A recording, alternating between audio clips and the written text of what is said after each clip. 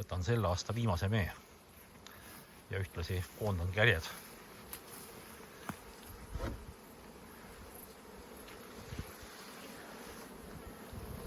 Siin torus oli ühtekokku 5 haudmekerge ja jätsin mõlemale poole haudmekerge ikka 1,5 kerjetäit mett kevadiseks söömiseks.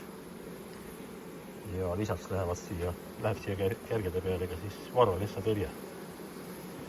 Ja siin on mul ämbri täis suhkrusiirupit.